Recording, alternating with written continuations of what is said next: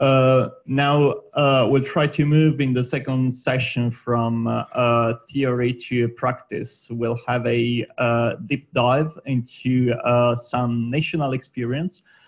We selected a number of EU member states which we deemed particularly relevant for this discussion. So how the sessions will work, we'll first hear them, and after that we'll hear the reactions and comments from Matthias Due from Ecologic Institute and Tom van Jeeren from the European Commission. So we have a number of presentations, so I would invite the speakers for this session to take the first row, and they will provide their presentation one by one, standing from the lectern.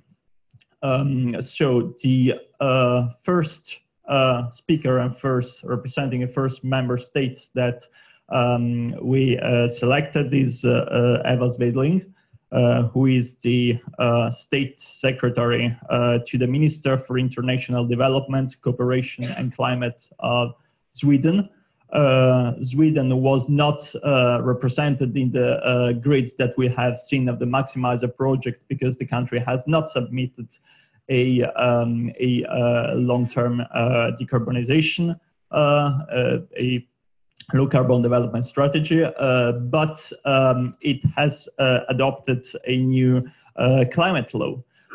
So the question that I'd like to pose to Eva is how this methodology, how climate law can actually support the long-term climate action. So I would be pleased to invite Eva to take the lectern and give us her remarks. Thank you.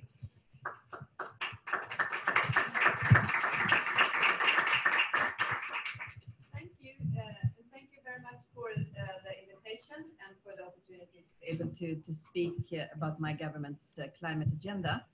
Actually being a government with three top priorities, and that is climate, employment and education. I will talk about the climate policy framework, our new climate goals, our business sector's roadmaps for a fossil-free future, and our industrial LEAP initiative. And I will also say a few words of our long-term strategy plan, because we are presenting this year before the COP24. Sweden intends to become the world's first fossil fuel-free welfare state. We think the world needs countries that show that it's possible to reconcile development with high welfare and good competitiveness. We think the climate agenda should be an integrated one with the economic development and sustainable development for socially, environmentally and ecologically at the same time. That's also a way of implementing the Agenda 2030. By showing leadership, Sweden can inspire others to follow, and we heard that we're all in a need for good examples and higher ambitions. And my government, we develop climate policies according to one clear principle. It should be easy to do the right thing. We make it cheaper to be environmentally friendly and more expensive to emit greenhouse gases to the atmosphere. Last year in June, the Swedish Parliament, the Swedish Riksdag, decided with a broad and large political majority to introduce a climate policy framework for Sweden. And this is the most important climate reform in Sweden's history, I would say, and sets out the implementation of the Paris Agreement in Sweden. The framework contains of new ambitious climate goals and a legally binding climate act, and it also establishes a climate policy council. The climate policy framework will provide business and society with a long-term conditions to address the challenges of climate change.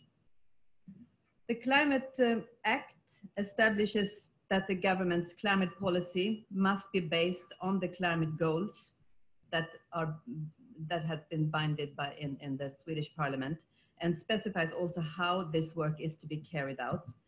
And for example, it says it should be in a way that climate goals and budgetary and financial goals, that they make them go hand in hand, that economic development and the climate action should be two sides of the same thing. And this act was passed by and supported by 7 out of 8 parties in the parliament and represented more than 80% of the parliament. All future governments must also provide clear reports on how they work to achieve the goals, how it is processing, and the Independent Climate Policy Council will review how well the overall policy meets the climate goals, which make this climate law a very important tool for democracy. It's transparent. It will be easier for citizens and NGOs and the parliament to ask questions and to follow the work that the governments are doing. The framework contains several new climate goals for Sweden, and by the year 2045, Sweden is to have net zero emissions of greenhouse gases into the atmosphere and should thereafter only have negative emissions. And negative emissions, of course, means that Sweden will help to reduce the amount of greenhouse gases in the atmosphere. Emissions from activities in Sweden must be at least 85% lower by 2045 than it was 1990. And based on the current population forecast for Sweden, this means that emissions in Sweden will be less than 1 ton per person by the year 2045, which can be compared to today the emissions per capita is 5.3 ton in Sweden. By the year 2030, emissions from domestic transport, where we have a specific target for domestic transport, and it should be reduced by at least 70% compared to the year of 2010. And by the same year, 2030, emissions in Sweden in the sectors covered by the EU effort sharing regulation should be at least 63% lower than in 1990. And then it continues to 2040, and there it should be 75% lower, also compared to 1990. The Swedish government, we have also introduced several policy instruments to reduce emissions to go along with the other policies. Among them, I think instruments in the transport sector, such as biofuel obligations, economic incentives for cleaner cars, electricity-powered bikes and buses, as well as support for reducing process-related emissions in heavy industry. They will be of great importance and can also, hopefully, also inspire others and help to serve as inspiration to others as we move towards a fossil-free future. In April this year, 9 business sectors in Sweden, from steel to cement to buildings, they presented their own roadmaps for fossil-free fuel competitiveness to the Prime Minister and the Minister for Climate. And these sectors and companies, they have embraced the idea of fossil-free future because it makes business sense. They are very committed to do this, and they have their own roadmaps. And in this situation, and of course, long-term planning is essential. Sweden and the EU and the globe needs to be clear about the necessary pathway to 2050 and beyond that. We need to do this to implement the Paris Agreement, of course, and we need to do this to save the planet. We need to do it for future generations, for our own health and well-being, for business and for sustainable economic development. And there, the development of new breakthrough technologies to significantly reduce greenhouse gases emissions we know it's often costly and it's often a risky endeavor, and it goes over long-term periods. And through this Industriklivet, the industrial leap, the government will therefore invest 300 million Swedish crowns each year to support the development of technologies and processes to significantly reduce process-related greenhouse gases emissions in the Swedish process industry. And this is a long-term reform which began in 2018 and which it will continue until 2040. And Sweden is currently working on our own long-term strategy, and our Environmental Protection Agency submitted a proposal in the end of April this year. And we're working on it right now in the government offices, and we will present the strategy before COP24 this year. And of course, we know, and we all know, we have heard that in the discussion here, that we have great challenges and a great task ahead of us. Setting a price on carbon must be mentioned here. It's vital, and Sweden has, as you may all know, a long and extensive experience of using carbon pricing. We introduced our own carbon tax already in 1991, along with the already existing energy tax. And the carbon tax rate has been gradually raised and is currently 120 euros per ton CO2. We need to accelerate the transition of our societies to respond to the climate change challenge and fulfill our commitments under the Paris Agreement. That's the task, and that's of course the task that we have as politicians, setting out the roadmaps and being responsible for the long-term strategies and the long-term planning. And let us hope that long-term strategy will inspire us to go along that way. With those words, I'm looking forward to the discussion and to have a conversation here about how we go forward and what responsibilities we have and how we can help each other in hiring the ambitions within the EU and from other member states. Thank you.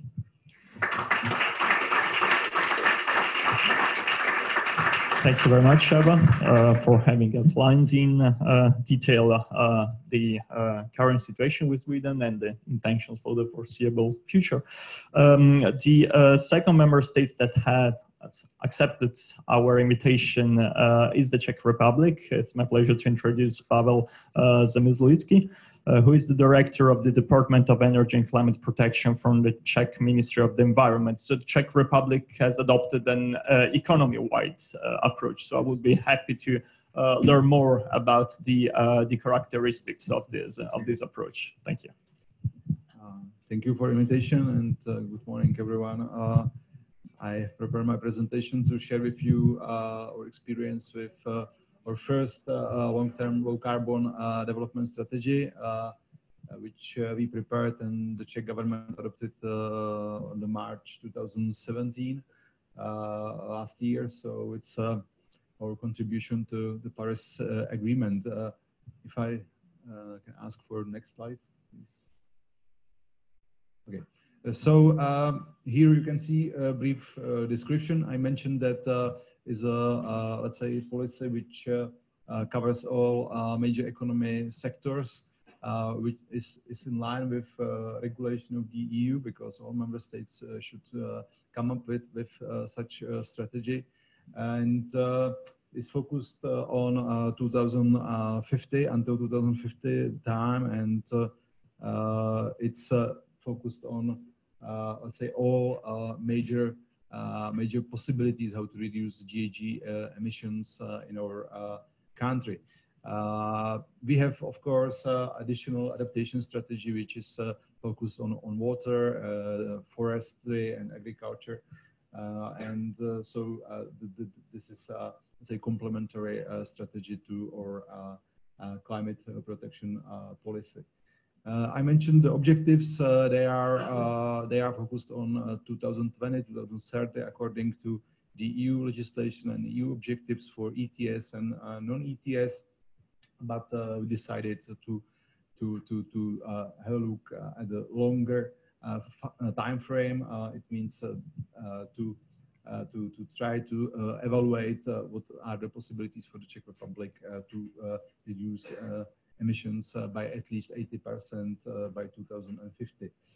There is a cross-linking with other important national policies in place. We have especially state energy policy, national action plan for clean mobility, state environmental policy, and there are, of course, others in place. So we try to be coherent with all those sectoral policies. Yeah, please, the next one. Here you can find description of objectives and goals. I mentioned, say that we calculated our goals to be comparable and to help us with achieving the EU goals. Obviously, in terms of EU ETS, we have the EU bubble, so we try to to correspond to the Czech share in the EU ETS of our companies and power sector. In terms of non-ETS, it's much more easy to derive the cap because the targets by 2020 and now, according to new effort sharing regulation, by 2030. So we decided what is the corresponding level of required emission reductions. In terms of long-term indicative target for 2040 and 2050, we calculated the total, let's say, indicative level of emissions in those years in order to be in line with 2 degrees Celsius. So it means at least 80% reduction in 2050. Please, the next one.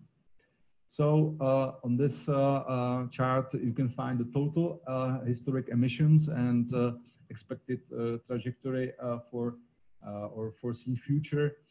Especially there are two next lines for EU ETS emissions and the non-ETS emissions. So there is no surprise that it's harder, I think, for all member states to achieve more significant reductions in non-ETS because in industrial and power sector we achieved a lot in the past. Currently we are almost 35% below the base year 1990. So we expect further decrease, but it's going to be, of course, more and more difficult thanks to, let's say, already used opportunities in energy efficiency, for instance. So the next, please. For 2030, we used traditional message model, thanks to which we calculate with additional, with existing and with additional measures scenarios.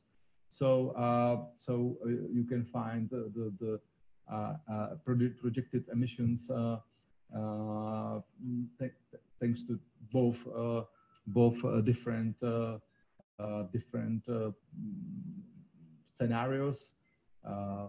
The next, please. For longer term, thinking about our expectations, we used a different model based on 2050 UK pathway calculator.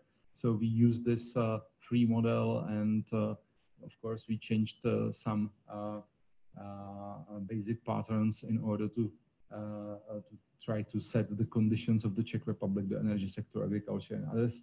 And through this calculator, we try to sum up all possible expected scenarios. For instance, there is, of course, a reference scenario. The second scenario is close to assumptions which we already have in our energy policy. There is a nuclear scenario based especially on renewable energy sources. The next scenario calculates with a large amount of CCS in connection with fossil fuel power plants. So we try to model on different scenarios and calculated what is the best combination for the Czech Republic to achieve at least 80% emission reduction. So the final outcome is that we need to combine almost everything, all possibilities which we have from different policies and measures in order to achieve at least 80%. It means this combination of nuclear and renewable sources, energy efficiency, all possible measures in transport. So it's not easy. What was the previous question to be in line with what is expected and required by 2 degrees Celsius. Please, the next. In terms of preparation and the whole process, we have included in total 42 different measures which we would like to implement in the next incoming years. There is a description which ministries should cooperate, which are responsible for fulfillment and implementation of those measures. What is positive lesson learned that we established the working group, including all key ministries as well. There are some businesses involved and NGOs working on practical measures on implementation and on monitoring. So it's the tool how to deep and enhance the cooperation between key ministries and key experts. So it's a duty of our ministry to periodically evaluate and to propose the renewed policy in a certain time horizon. We established as well a national system for policies, measures, and projections, which is a requirement of the EU legislation for all member states to have such system in place. Please the next. Yeah, so just 2 slides on structure of the climate protection policy. So if I skip introductory parts, there is of course the main part on projections and on say carbon emission let's say expectations in future and development in different economic sectors of the Czech Republic. Next one, please. And of course, okay, thank you. And the key part describes the situation in all sectors, in industry, energy, or transport, with the, let's say, key recommendations and key new policies and measures which are proposed to be implemented in those sectors in order to achieve the targets which are described at the beginning of the policy. So, for instance, in industry and energy, in terms of cross-cutting, we found as well some measures which are important for more than one sector. So, for instance, EU ETS or IPPC directive implementation. So it means that we have as well involved more the policies and measures which are important for more than one sector. In of course, that there is a division of some measures which are going to be implemented thanks to the EU policies. There are some specific measures, let's say, original measures which we are proposed. For instance, for waste, there is a idea or there is a proposal that there should be a ban for landfilling of waste in the Czech Republic by 2023. So this is something example of the typical of the practical proposal how to limit emissions from waste sector. As well, in our policy, we are dealing with economic instruments. For instance, we try to think about how to use in the best way the revenues which we have from the EU ETS. So we would like to spend 100% or all revenues in activities which could help further decrease emissions, especially in energy savings in households. We have schemes which provide support for households to renovate their houses, to invest in PV roof installations, to have a more energy insulated houses, and similar measures. And as well, the part of money is used for support of renewable energy installations. I mean PV panels or wind farms. So we would like to continue after 2020 as well with a program which uses revenues from the EU ETS. Please, the next. And this is the final slide. I mentioned the approval by the government, and what is expected for the next is the evaluation of the first phase by December 2021, and the next update which should take place in 2023. Of course, that new issue which is coming is governance regulation. we work with colleagues from the ministries in the Czech Republic on our integrated national climate and energy plan, and of course that we are planning to use our national climate policy as a basis for our work on our national integrated plan. And it's I would say it's a lesson learned which will help us to integrate even more different sectoral strategies and different sectoral approaches together. So it's one lesson which is not easy to somehow discuss, for instance, with Agriculture Ministry and with Transport Ministry, and to let's say to give them chance to understand that climate should be as one from their main priorities as well in their thinking about and planning process.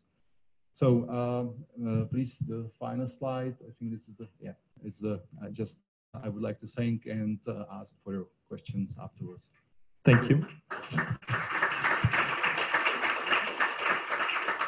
Thank you very much, Pavel. I will now leave the floor to Martin Weiss, who is Assistant Head of Division at the German Ministry for the Environment.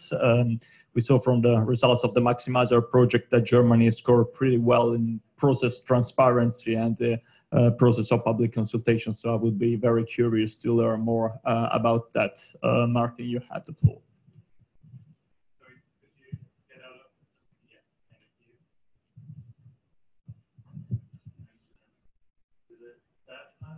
Maximizer, the one we have.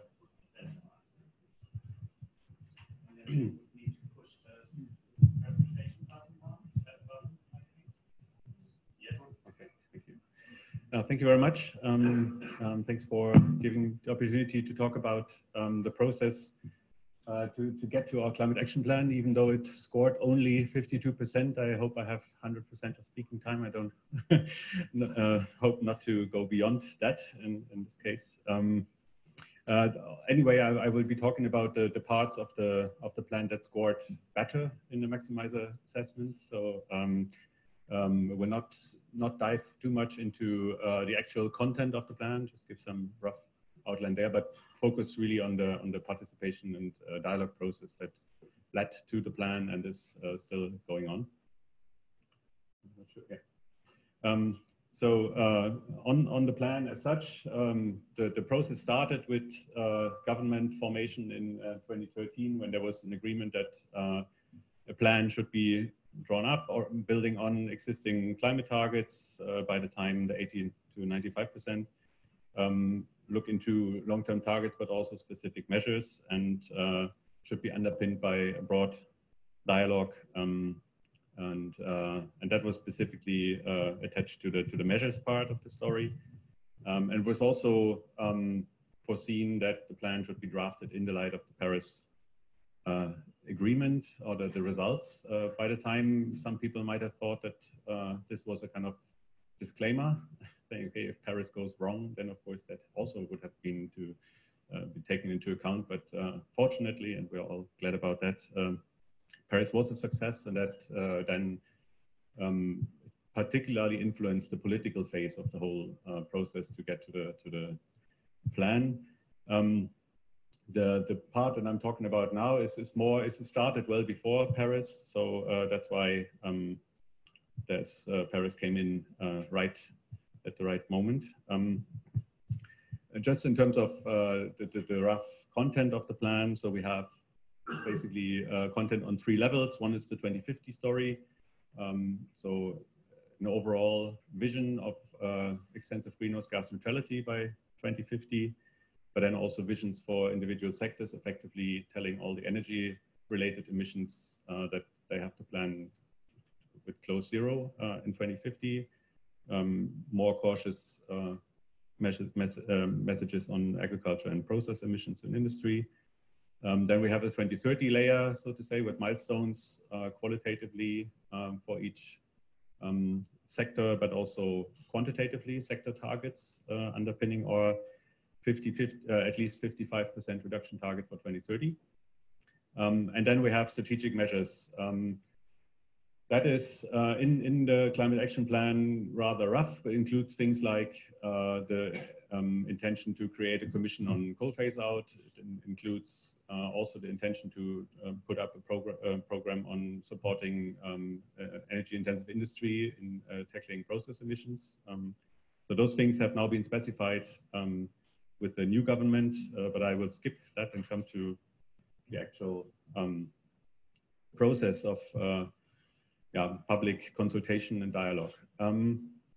This was by the time a new experience for us organizing such a process, not only in the area of climate policy, but overall government business usually was been run differently at the time. So the idea of including stakeholders both from organized interests, regional level municipalities, and ordinary citizens was new, and the setup was so rather complex. So what you see on the slide, or probably not see in the back, it's the different layers. So on top you have timeline, and then the classic government process, and then we had two dialogue processes below that, one on the citizens level, with I'll come to that, the specifics on that, and also one on the stakeholder level, classic consultation of business, environment, NGOs, municipalities, and regions. But they were brought together. Not only the stakeholders were brought together in a committee of delegates, but this included also, so half of this committee was also formed by citizens, and that was unique. And I will come to that specific shortly.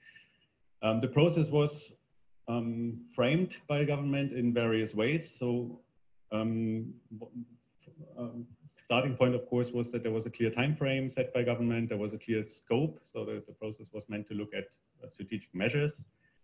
And it was also designed by government in terms of participants. As I said, we defined who is participating. And then also the format of the meetings, this idea of having different groups of stakeholders. We defined how they meet, how many of them come to meetings. We arranged an iteration between meetings of stakeholders only amongst them, and then coming back to the committee of delegates, where all the different constituencies were coming together. So that went back and forth between specific and all-encompassing meetings. And then we had, of course, linkages between this consultation process and government process. The whole consultation was set up by the Environment Ministry, but of course we had an intention, and it was obvious that it was important to include, after all, also the other government departments and keep them informed. So on a regular basis, we had information meetings also with colleagues from other departments. And then, since the intention was to draft a plan not only on the broad lines of transformation, but also on a sector basis, we had sector-specific meetings as well. So that was set up by the government. We had also a scientific basis, which was not developed as part of the process, but was provided to stakeholders in terms of the summary of different relevant long-term scenarios and different works that have been done by various government agencies and other relevant actors. So that was the basis. But then also inside the consultation process, we had some scientific capacity provided for whenever questions came up and proposals were made by the participants, so that they had the chance to have proposals be analyzed by advisors and experts. So as I said, that this is summarizing again the different formats that we had. So we had separate dialogues among regions, local communities, and groups of societies. And then on the basis of ordinary citizens, we had so-called Day of Citizen Dialogue. That was one day where in Germany in 5 different cities, north, south, west, middle, A full day meeting was held with kind of random participation, with some telephone action to get people interested and recruit people on a more or less random basis. And that was accompanied also by an online dialogue where basically everybody could take part.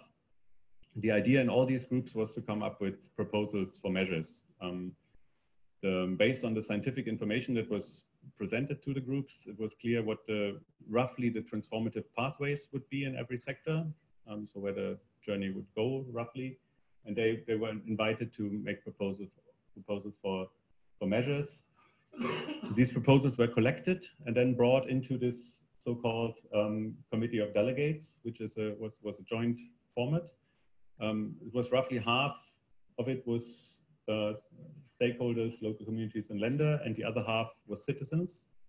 It was partly criticized in the process that it was too citizen heavy, but the idea behind it was simply that citizens were on a not on an equal footing anyway, because they didn't have background in year-long work in this field. So we wanted to give them a bit more weight in the process. That's something that others, of course, can review and decide differently, but that was the idea.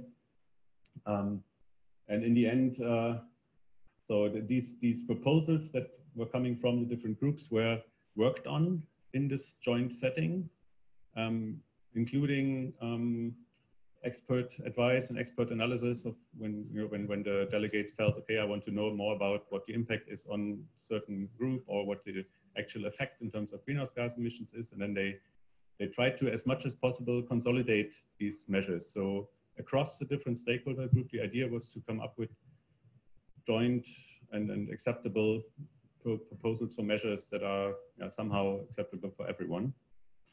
Of course, that led to interesting discussions, but it was many of the participants after the process said that it was a unique and very valuable experience to not only, as in classic lobbying, you just put out your favorite proposal and then go for it and argue for it, but they were confronted with different views and different perspectives and had to argue among those. And without, the government, we were just listening, but they had to try to find common ground amongst themselves. And that was a very useful experience. So in the end, there was a result. So that is a government logo in the top, in the below right corner. We received from that process recommendation of measures, very thick document with 97 measures that were proposed in all different sectors, and roughly half of them, 46, got overall more or less consent from the different groups, which was, we thought, a very successful result. And in the end, a result, as I said, that had both a substance element, that the measures were elaborated and proposed, but also a process element, that there was a discussion that increased the level of understanding and getting to know each other's perspectives along the way. So that was very useful. I won't read that quote. It's a summary that our state secretary, for instance, made, that he said that this process was from the outset uncharted territory for us. So we didn't know where this would go, how this would actually work, whether the format would work, whether the different stakeholders in this delegate forum committee would even talk to each other in a constructive manner. And we were encouraged by the way it worked. We got very positive feedback from participants, especially also citizens, which is in times of populism and fatigue with political processes, a very encouraging element, that if you actually go to the people and ask them to participate in that this works, can work.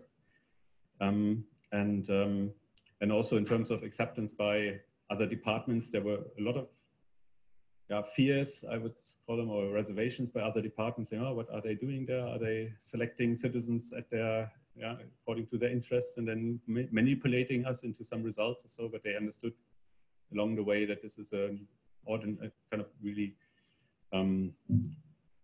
substantial process and leading to relevant results. So maybe the most important part is now on lessons and challenges. So one lesson, as you have already heard from some of the remarks, was that that it was useful and challenging at the same time to involve different target groups in a joint process, but it works if you do it, if you give that enough room. But one lesson that we learned was that we did this on a rather ad hoc basis, yeah, based on our emailing lists and our knowledge about stakeholders.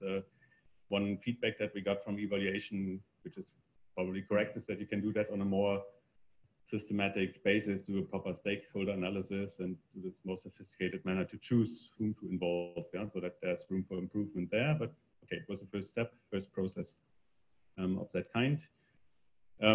There's this issue of giving such a dialogue enough time. We gave it roughly a year and thought that was a long time, but we got a lot of feedback from participants that was not even enough. Although we had, I think, people who participated, they were meeting 5-6 times, and for a day or two, and that was already kind of quite an investment on part of people participating. But still, people wanted more, so that can take that as an encouraging sign. Yeah. Then the third point, that you need to have some infrastructure to support this process on a scientific basis, but also on an expert basis along the way, in order to allow the discussions to be informed continuously with some expert knowledge.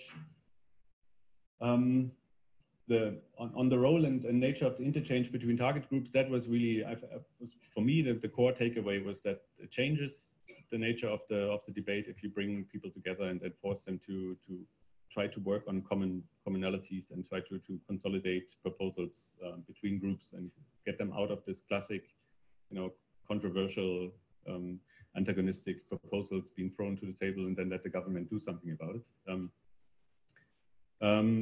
Flexibility is key. We learned that in two particular moments during the process when people wanted more time. For instance, we were flexible enough to give them a day more for a meeting. The people wanted to dive into sectors. We were able to give them sector-specific workshops, which were not planned in the beginning. So if you set up a process like this, don't be too rigid, specific or whatever, limited from the outset. And then commitment vis-a-vis actors, that basically means that this is not a one-way street. You cannot go to stakeholders and ask them for input, and then you go away with that and do something in your nice black box government machinery. And so you have to feedback on how you dealt with the proposals. Here, suddenly there's also room for, certainly there's room for improvement on our part here as well. We had feedback in the last delegates meeting, but we got communication that we should have done specific evaluations of, what did we do with the measures that were proposed specifically? Why didn't we take them on board, or to what extent we took them on board, and so on. Here's a little bit a specific situation that since the plan was not heavy on the measures part, and the actual development of a program of measures to achieve the targets is only being developed now with the new government. Some of the very specific proposals we got, we will take into account now, but we were not able to do in the last days of the last government. So that is also one of the reasons why we couldn't be too one-on-one what we did with the measures. Yeah, and then involvement of other ministries. I mean, of course, it was key for us to run the process as Environment Ministry, but you have to take the others along. Otherwise, you will not get buy-in from the others. This is a confusing graph. It's just that the important part is the heading, learning process. So it's not. So we will constantly be updating. That's the left circle on the left, this climate action plan. We now have one, but we will have more, and updated new versions of it. But we from that, building on that plan, we will now go to the program of measures development, which is currently underway. And we're aiming for doing that during this year and going to cabinet early next year with the program of measures focusing on 2030. And from there, and then we have, of course, societal or consultation processes around this, with climate action committee with stakeholders looking also at the measures. We have a science platform looking at the scientific basis, and so this is an ongoing process, and so not the end point, rather the first round. So thank you. That's just some impressions of those dialogues that we have.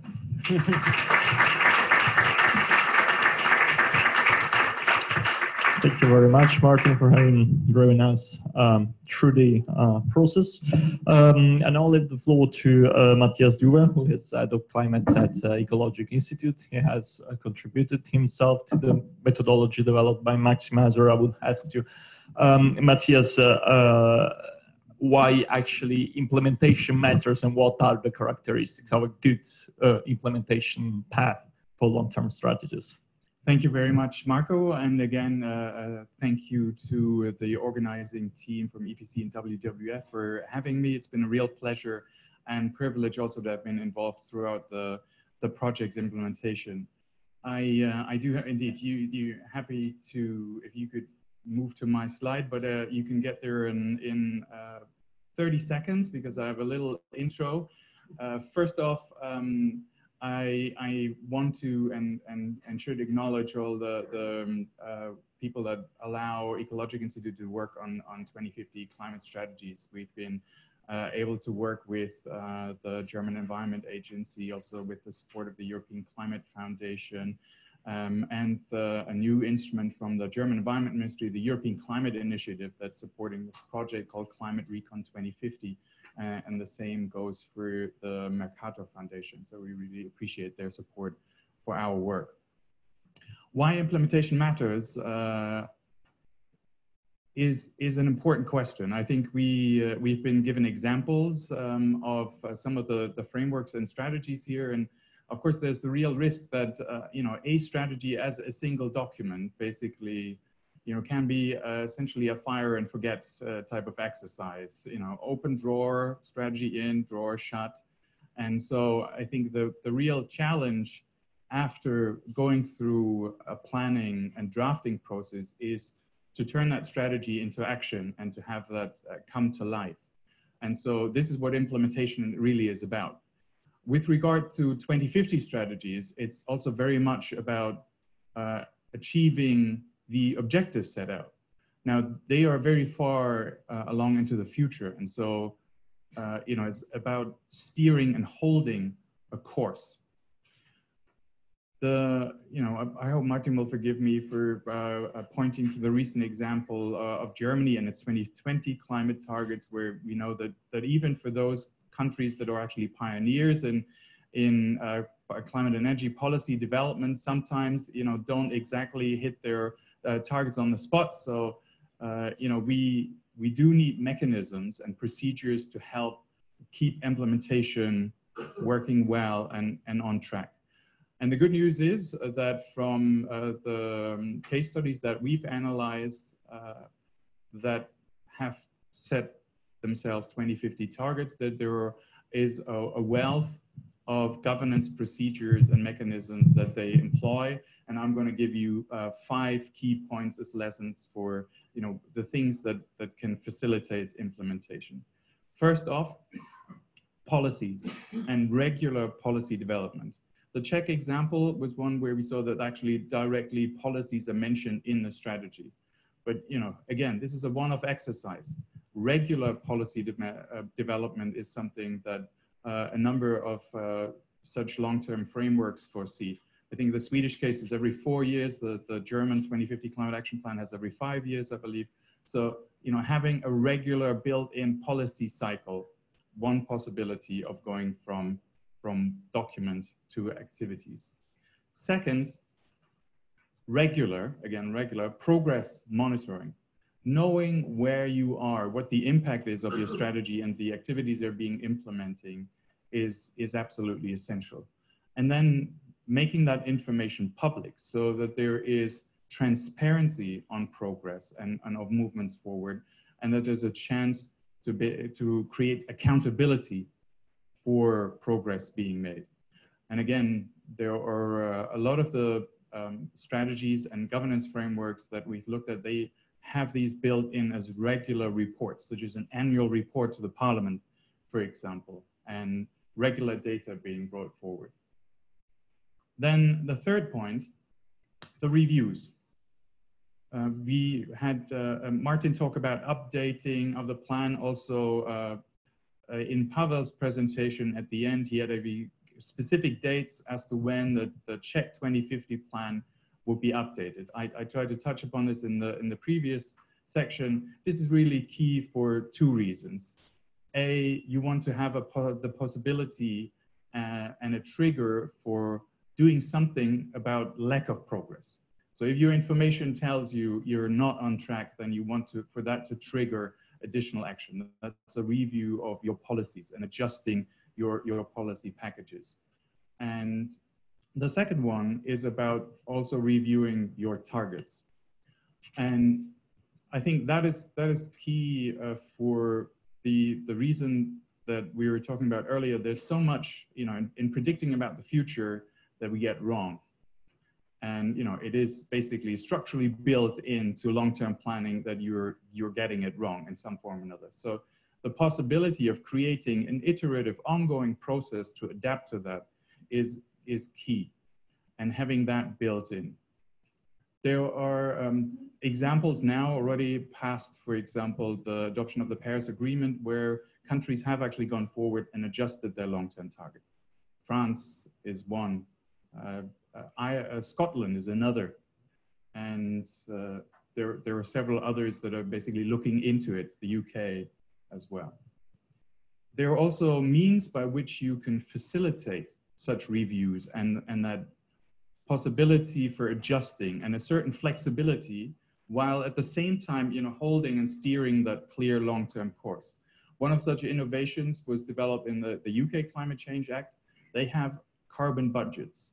Annual carbon budgets, but set for 5-year periods and set more than 10 years in advance. So at the same time, you have a long-term perspective, you have relatively clear quantitative means of checking on progress, and you have the possibility to adjust as you go along as new scientific information becomes available. Then a fourth point, which is about institutions. And that is to say, a means of creating the possibility for stakeholders to be involved on an ongoing basis. They're obviously important, and Martin had these great examples of the way that they can be involved in the drafting phase of long-term climate plans. And there it's very much about getting expertise, but also getting ideas and then getting support for the strategy itself. But you need these very same ingredients for implementation. The implementation happens only really with the involvement and with the support of these same stakeholders. A lot of the governance frameworks that we've looked at, they actually do create separate institutions for either one or both of these functions. The Swedish example had the Policy Council that's been created. The UK has its Committee for Climate Change. France has a similar committee. Germany has some experience with an independent commission that's monitoring the progress on the energy transition. So these are all examples of bodies that are created for governments to benefit from independent advice and to also bring in non-governmental stakeholder inputs. And then lastly, we started that session off with the example of the Swedish climate change law. And one key lesson, and I think that's backed up by the dynamic behind it, is that a lot of these governance procedures can be put in place and codified and defined best if they come in the form of an actual law in a legal framework. There is obvious momentum behind it that's visible in the fact that so many European countries have already or are now in the process of adopting such overarching climate change laws. You know, in recent years, we had France, we had the Swedish example, but we also had Finland, we had Norway, we had Ireland, and now there are decisions to do the same in the Netherlands, in Spain, and in Germany. And so with those 5 points, I'd like to leave you, and I'm looking forward to the conversation with the rest of the panelists. Thank you.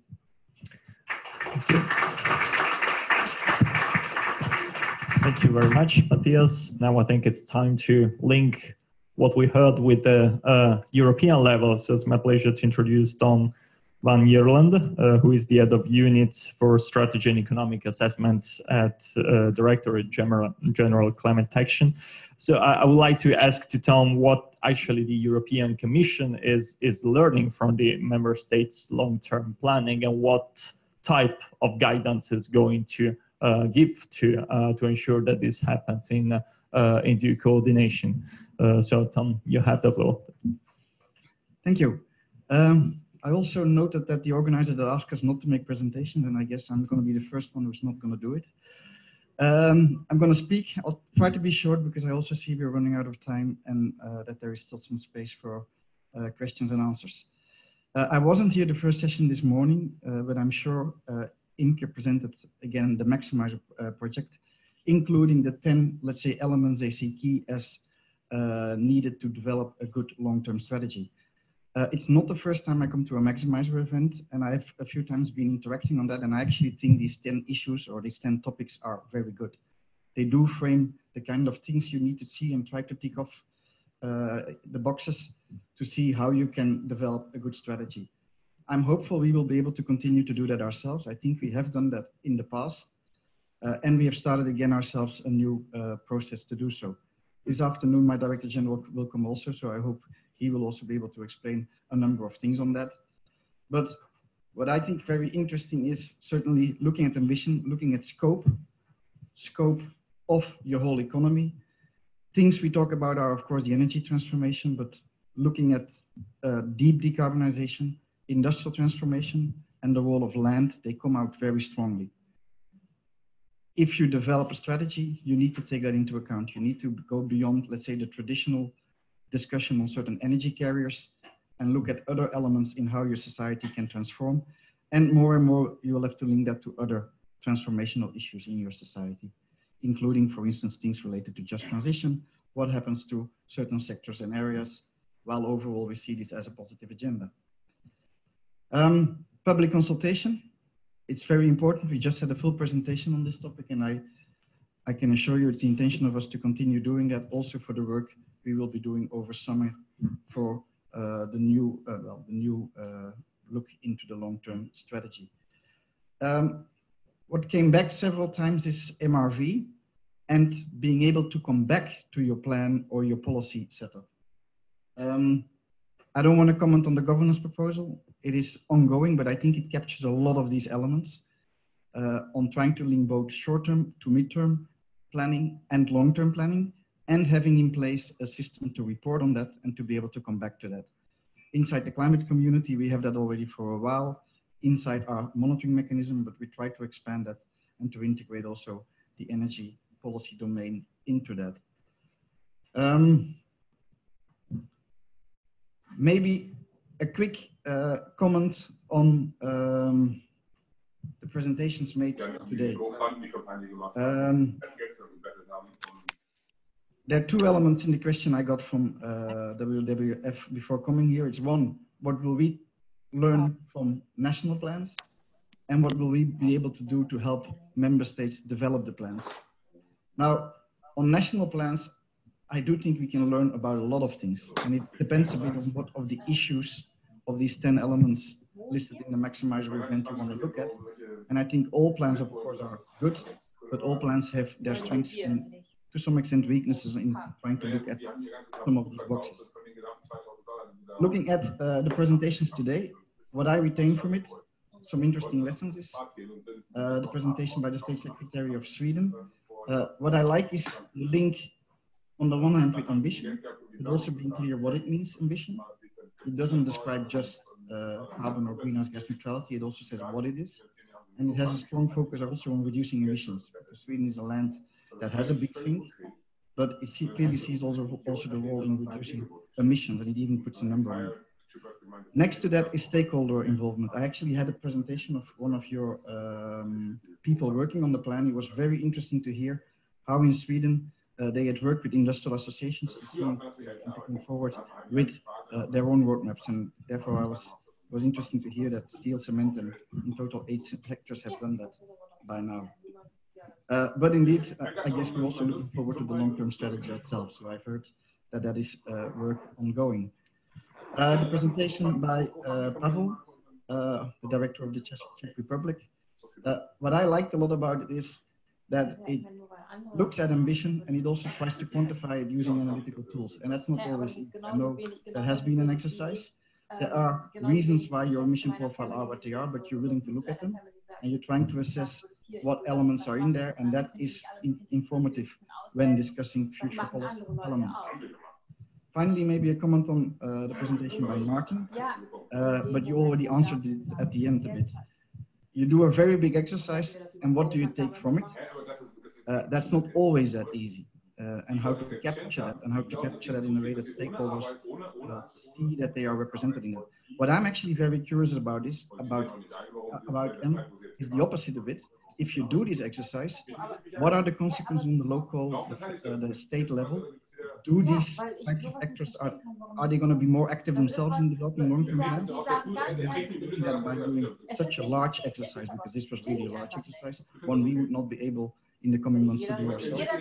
We are feeling it actually then led to, well, more local, more international, initiatives, because that is also a very important and key aspect of the, well, the dynamism of planning and long-term planning.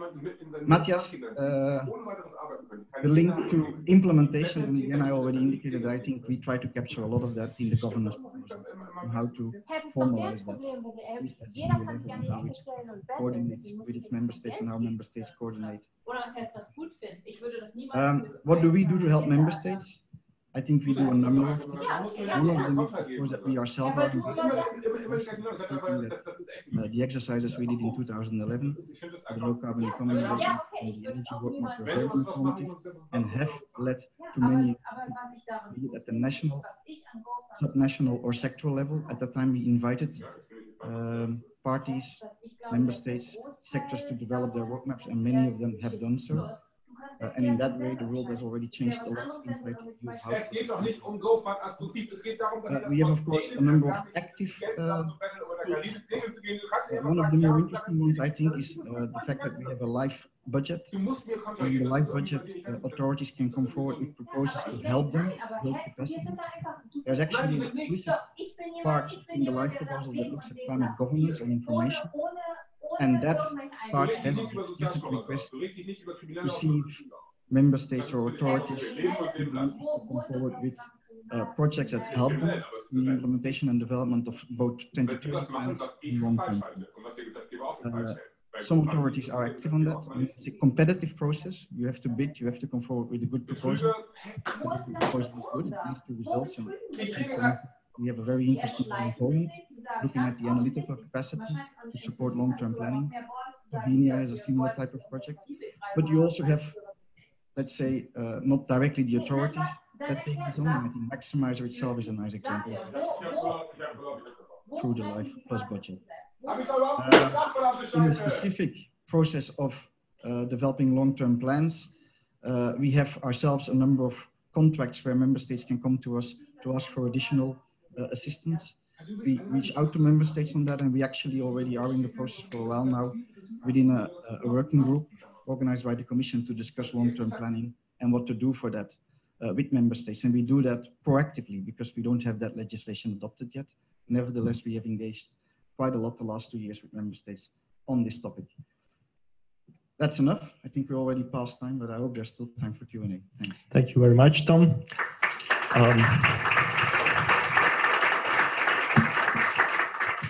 as mentioned, we are a bit short of time, so I would invite speakers to take a seat in the panel for a Q&A. I will be grateful if questions can be short and addressed possibly to specific speakers.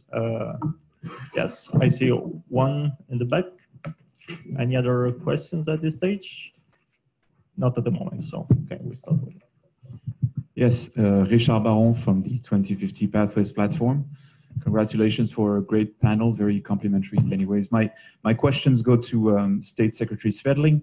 One of the many interesting features you mentioned is the development of the industry roadmaps to decarbonization. My question is, what are the types of policy tools that the government now thinks of implementing? And related to this is whether there is a process in Sweden to co-construct these policies with industry. Another question to Samliski.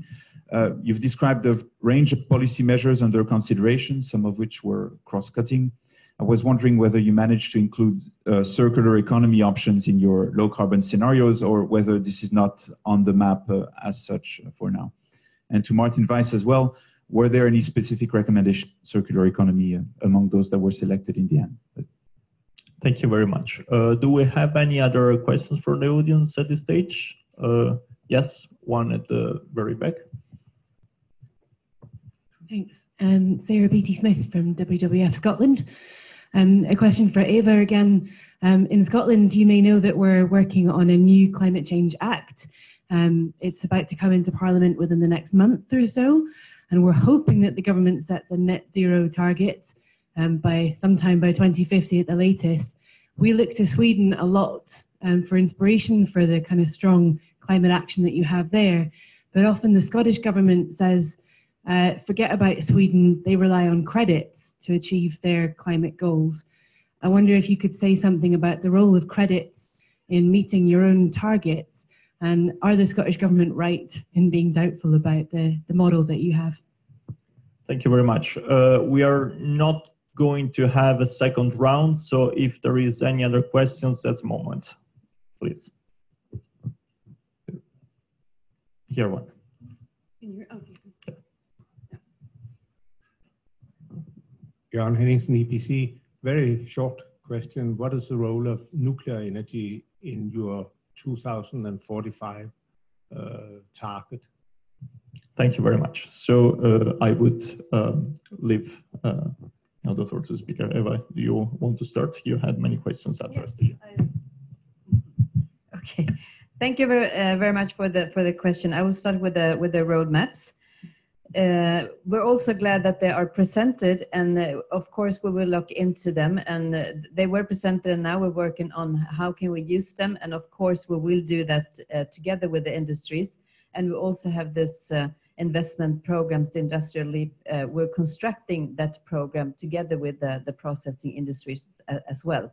That is one of the key things that we think is going to be successful, doing that in dialogue with the industries. And we also have the Environmental Protection Agency. They monitor our reforms that we put in place, and we see that we have them.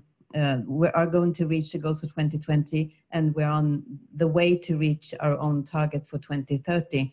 And the reforms that the most important one is the biofuel obligations. And of course, we have the possibility to make that even stronger as we have the control stations going along. The first one in 2019. No more, of course, there are lots of policies and politics that we can put in place. We have election in September, so now we go into our own parties giving suggestions for how to go further. And then, of course, the next government in place will continue, and they're obliged to present their plan on how to reach the targets in the 4-year period, so that the Climate Policy Council can monitor that. And then after that, they will do that each year, and they will also monitor all political areas, not only climate and environmental policies, which is of course very important. And then the question from about the Climate Change Act, Net Zero, of course, that's very important. and we're not using credits. We have the possibility in the framework to a little bit have that as a complementary policies, but we're not doing that. And but we also put the aim from our government for 2020 to reach the targets only with national politics, and we're going to be able to do that. Then there was one question about the nuclear power. In Sweden, we don't have a lot of nuclear power, and we also have this parliamentary commission having an agreement over energy issues to the year 2040. And as we see it, we're putting regulations on nuclear power and costs for security. So what we see is that nuclear power will be phased out.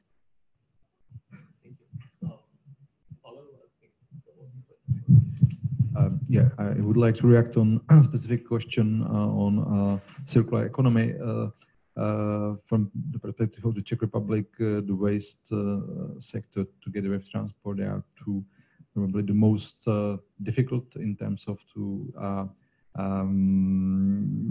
provide new emission reductions or to shift the trend, which was sometime growing in the last years in terms of GHG emissions. But the parts of the circular economy have been already included in our policy, especially the proposal to increase fees for landfilling, which would help us to have more recycled waste. It means that the amount of recycled waste should be as well higher. Of course, that we expect in the next update that EU circular economy package to be as well involved and implemented. So in terms of several possibilities how to go further, I think that we are on a good way, and of course that we would like to continue with implementation of circular economy parts in climate policy as well. Yeah, and on that same topic, I think it's a good opportunity, this question on which recommendations for measures on circular economy came, is a good opportunity to explain the nature and the limitations of the process that we had. Because on the one hand side, the design of the process was such that we provided the dialogue participants with some top-down information of what's roughly needed. Yeah, and then on that issue of circular economy, of course, there's information that says, okay, in terms of industry emissions, for instance, you have basically three main pillars. One is process innovation, one is energy efficiency, and one is material efficiency, and that includes reuse, recycling, and so on. But then that's just an input that we give to the process, and then the way the process worked, it was very much a bottom-up process, and it was in the hands of participants to then come up with measures that address some of those transformative pathways or do not address them. So in the end, there were some proposals, but that was basically on classic issues like increasing the rate of recycling, which is already rather high in Germany, but okay, that's fair enough. But it was bottom up in the sense that there was not kind of the ambition in those delegate committees to fill the whole gap or come up with comprehensive proposals that do the whole thing and so on. It was elements coming up here and there, and that means that this of course cannot substitute for the responsibility of the government to make a coherent package now, and that's the process we are currently in, and all these issues are on the table again, and material efficiency will play a big role in the types of measures that we will come up with. So we will be looking at this whole book of proposals from 2016, I think March it was, but it will not give us all the answers. We have to fill in a lot. Thank you very much, Martin. We have some final remarks from Matthias. Thank you very much, Marco, and thanks for the inputs. I wanted to take up the opportunity and respond to our respondent. Tom, I know that you said twice you didn't want to talk about the governance regulation, but then you did, because you know, you said that essentially, for example, on the 5 points that I made, they were essentially covered. And I just wanted to provide some feedback that I understand where you're coming from, but that, you know, and I would say on the policies for sure, you know, the EU toolbox of instruments is large, and there are a lot of them. Check on the progress monitoring, the MRV for sure, and the governance regulation is only an extension of the MMR that's already providing that framework in Europe. But on the three other points, I would have a slightly different assessment. So on the review, for example, we don't yet in the EU legislation have an established procedure for reviewing EU climate change targets. You know, we do have the 5-year cycle from Paris, but we do not have an expression for that, or, you know, a way of doing it that's already defined upfront in the EU. Also, for the governance regulation does not include that, and it could. On the long-term strategies, the governance regulation says member states should do their strategies once and then send new ones 10 years later. And so, you know, that's not a review cycle that I would say sort of corresponds to, you know, regular updating on the basis of technological process and innovation and new scientific insights. On the institutions and the stakeholder inputs, I know the European Commission is always very diligent about involving stakeholders, and you're making several opportunities available.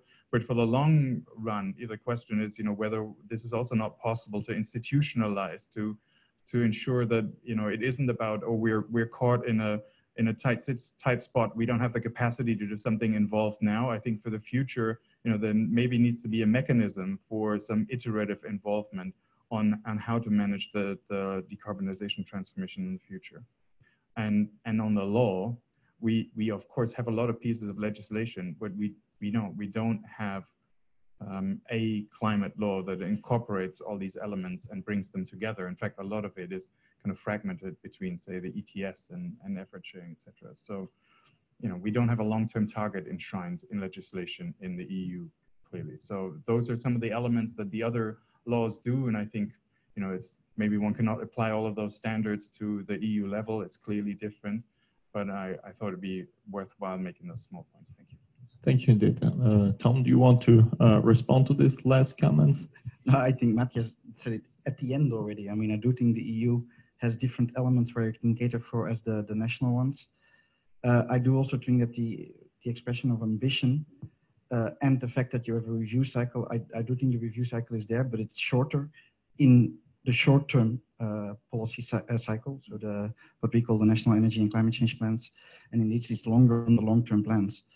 Do you need to review the long-term plans really every 2-3 years? I have my doubts. I do think what you have to review very regularly is, are your policies delivering? And there I do think that our proposal has elements of that. But okay, I can see, of course, your point from your view that it could be different. Let's put it that way. Thank you. Thank you.